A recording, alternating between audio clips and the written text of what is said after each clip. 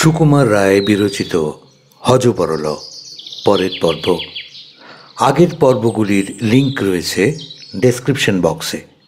এই চ্যানেলটি সাবস্ক্রাইব করুন, শেয়ার করুন, কমেন্ট করুন। আপডেট পেতে বেল আইকন প্রেস করুন। পেয়েছো হ্যান্ডবিল? আমি বললাম, কই না, কিসের বিজ্ঞাপন?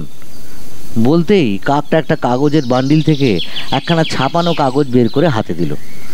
আমি পড়ে দেখলাম তাতে লেখা আছে, শ্রী শ্রী ভূষণ্ডী কাকায় নমঃ, শ্রী কাকেশ্বর কুচকুচে, 41 নম্বর গেছো বাজার কাগেয়াপটি।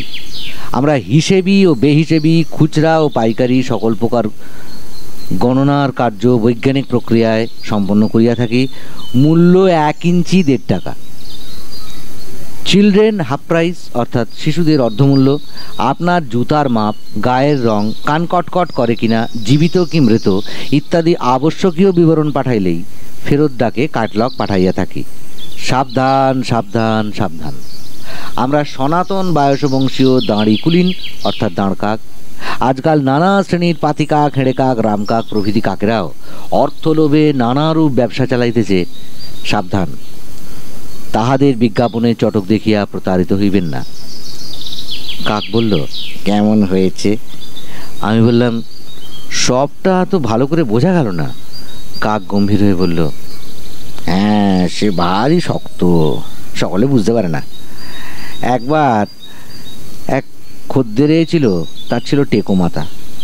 এই কথা বলতেই বুড়ো মাতমাত করে তেড়ে উঠে বলল, দেখ, ফের যদি টেকো মাথা বলবি তো হুঁকো দিয়ে এক বাড়ি মেরে তো স্লেট পাঠিয়ে দেবো।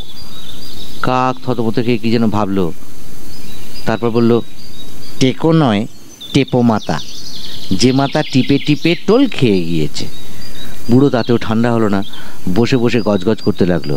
তাই দেখে কাক বলল, হিসেবটা দেখবে নাকি?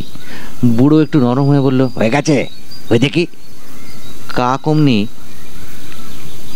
এই দেখ বলেই স্লেটখানা ঠকাস করে বুড়োর টাকের উপর ফেলে দিল। বুড়ো তৎক্ষণাৎ মাথায় হাত দিয়ে বসে পড়ল আর ছোট ছেলেদের মতো ঠোঁট ফুলিয়ে ও মা, ও পিসি, ও শিবুদা বলে হাত পা ছুঁড়ে কাঁদতে লাগলো। কাকটা খানিকক্ষণ অবাক হয়ে বলল, লাগলো নাকি? 60। বুড়ো অমনি কান্না থামিয়ে বলল, 61, 62, 64। কাক বলল, 65। আমি দেখলাম আবার বুঝি ডাকাটাকি শুরু হয়, তাই তাড়াতাড়ি বলে উঠলাম, কই, হিসেবটা দেখলে না তো? বুড়ো বলল, হ্যাঁ হ্যাঁ, তাই তো। কি হিসেব হলো পড়ো দেখি।